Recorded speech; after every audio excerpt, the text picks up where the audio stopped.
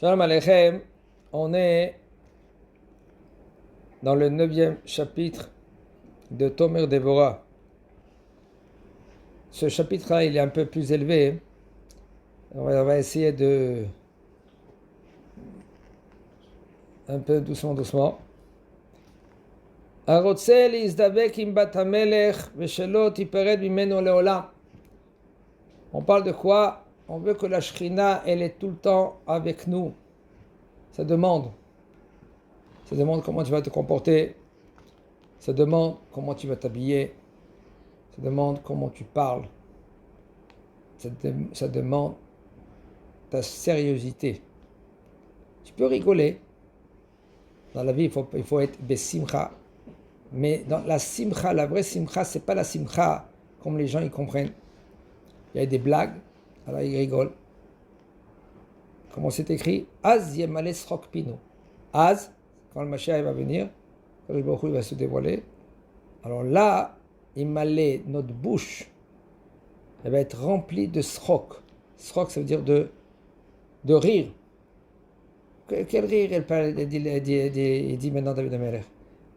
On va ça veut dire que de nos jours, on n'a pas le droit de faire Tu peux rigoler, badaï, tu peux être sa mère, tu es mamash, tu es bien dans ta peau, tu es simcha, aval d'ouvrir la bouche. Il dit là-bas la halacha, c'est pas à cause de holelut, c'est pas à cause. Le inyan il est que le Yetzer Hara il peut t'attaquer. Le Yetzer Hara, le bonhomme que lui, qu'il est dans, s'il est dans la simcha, il est dans la simcha, il est sa mère, il est bien, il est. Ça veut dire quoi? Ça veut dire que, par exemple, quelqu'un il marche à côté de lui, il va lui marcher sur son pied. Okay? Et le bonhomme, il est heureux, qu'est-ce que tu veux de lui? Il est bisimcha. C'est comme quelqu'un qui a gagné la loterie. Okay? Et il prend le bus. Tout d'un coup, il vient, il lui donne un coup de couille. Un homme normal, qu'est-ce qui se passe? Hé, fais attention à tes bras. Comment tu marches? Alors, un homme que lui qui a gagné dans le loto, la loterie, $1 million. Donc quand il est avancé sur le pied, qu'est-ce qu'il fait? C'est bon mon frère, tu continues. Allez, on continue. Pourquoi il va chercher quoi? Il va chercher maintenant son million. Il est heureux. Il y a quoi de problème? La tape simcha. Aval, la simcha de Holelut, la joie que lui il raconte des blagues ou n'importe quoi, il se parle, il se comporte n'importe quoi. Ça, c'est pas bien. Et si tu veux que la Shrina, elle est tout le temps avec toi, il faut savoir comment se comporter.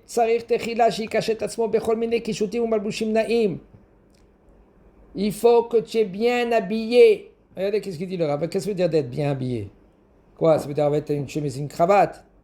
Non. En premier, entre parenthèses, les habits qu'un homme que lui qui s'habille, ça influence à lui-même. Comme une fois, en Eretz, il y avait un que lui, il parlait à la radio. Il disait les informations dans la radio. On lui dit, mais je ne comprends pas. Dans la radio, on ne te voit pas. Tu dis les informations. Et comment tu es habillé?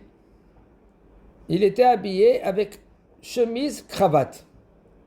Et on lui a dit, pourquoi tu mets chemise, cravate? Alors on ne te voit pas. Il dit, regardez, parce que derrière le micro, si je suis habillé avec chemise et cravate, ça va changer mon comportement. Ça va changer comment je parle. Et les gens, ils font attention à chaque mot, chaque lettre que je dis. Si je veux influencer, que les gens maintenant, ils vont écouter, qu'est-ce que je transmets. Mais ici, on parle de quoi? Il faut en premier que tu es bien habillé. On parle de tikkuné amidot. Le fait que tu répares tes midot. Ça, c'est d'être bien habillé. Alors, il faut savoir que le bonhomme, lui, quand il quitte ce monde-là, après 120 ans, il enlève un habit. Alors, qu'est-ce que c'est après 120 ans, la mort? C'est il descend de monde et il va dans un autre monde. Le monde ici, c'est un monde que tu as un habit tel. Cet habit-là, c'est un habit qui est peau, la chair, les vaisseaux, les muscles. Ça, c'est des habits de ce monde-là. Alors après 120 ans, tu as une autre sorte de habit. Ça s'appelle quoi? Haluka de Rabbanan. Cette habit-là, maintenant, elle se brode seulement si tu as fait mitzvot, Torah, Ma'asim Tovim. Après que tu quittes ce monde-là, la Neshama, elle monte en haut et tu reçois cet habit-là. Ça dépend. Il y en a un qui aura une manche en moins. Et là-bas, ça s'appelle Neshamot Artilain. Les Neshamot qui sont nus. Et là, ils ont très honte. La honte là-bas, c'est pas comme la honte ici. La honte ici, un homme, il peut se cacher. Ah ben là-haut, il n'y a pas où se cacher. La honte, elle est éternité. Éternité. Un homme, c'est la Metsiout. C'est comme par exemple, il dit, le Rav Zamir raconte, il dit par exemple, vous avez par exemple un enfant, deux enfants, deux jumeaux dans le ventre de la mère. Ils se parlent. Un, il dit, tu sais mon frère, on va pas rester tout le temps là. Dans quelques mois, okay, on va sortir. Il paraît on va sortir dans un monde magnifique. Il y a le soleil, il y a la lune. Et donc il lui dit, de quoi tu parles? C'est ça, on est là nous. On est là et c'est tout.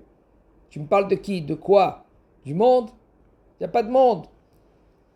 On est ici, on mange comme ça, on se nourrit comme ça.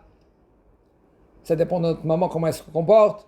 On peut stresser si elle est stressée, mais c'est tout. Notre frère, il dit, mais tu n'as pas compris. Qu'est-ce que c'est ce monde-là? C'est rien. À côté du monde qu'on va avoir. On va se réjouir, on va courir, on va rentrer dans l'eau, on va nager, etc., etc. Pendant 9 mois, ils se parlent. Il dit, moi, dis-moi, je crois que tu es un peu fatigué, va dormir, okay? Arrête de me raconter des bêtises. Et au bout de 9 mois, les douleurs. À un moment, il va à l'hôpital, et l'autre, un, il crie, et l'autre aussi, il crie. Mais un, il crie de joie, ouais, c'est kef, c'est yofi, waouh, waouh, waouh, waouh, je descends maintenant, je vais dans un monde que pendant 9 mois, j'attendais par impatience. Je vais dans un monde énorme. L'autre, il dit, ouais, il crie, qu'est-ce qu'ils m'ont fait? Qu'est-ce que je vais faire? Il va tomber, il va partir chez Mishmor. Après, il découvre l'autre. En fait, quand son frère, il avait raison. Son frère, il disait, Emet. Comme ça, c'est après 120 ans. Combien on parle? Combien on dit? Il dit, il me dit, dis-moi, il y a un qui est monté en haut, il nous a dit, bien sûr qu'il y en a un qui est monté en haut. C'est pareil qu'un. C'est pareil qu'un. Plein aujourd'hui. Il fait ça parce que les gens, ils n'ont pas d'émouna. Les gens, ils perdent de l'émouna. Celui-là qui veut voir, il peut voir. Aujourd'hui, plein, ils ont quitté ce monde-là, ils sont montés en haut. Et ils racontent ça et ça et ça, des gens qui étaient à l'extrême. À l'extrême. Il y en a qui sont morts, qui sont ressuscités. Mais la Gemara, elle est pleine d'histoires comme ça. Et la Gemara, elle dit, il y avait un que lui, il est monté en haut, ils lui ont dit, après qu'il a ressuscité, on lui a dit, nous, qu'est-ce que tu as vu? Il a dit, Raïti, tartonim le mala, velionim le mata.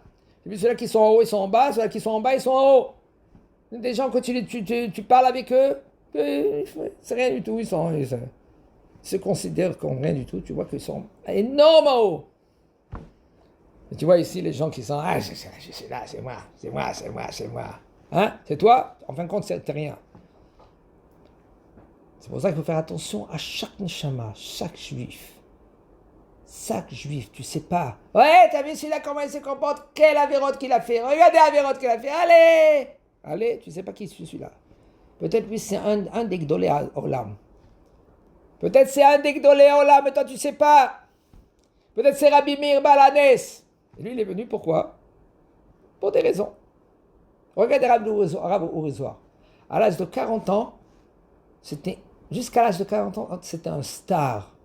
Un star. À l'âge de 40 ans, le Rav, il a fait tchouva. Il s'est consacré à la Torah.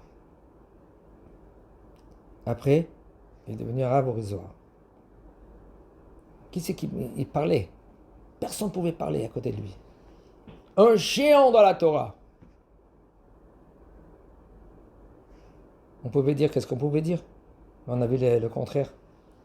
Et lui, il nous a appris comment se comporter avec les enfants.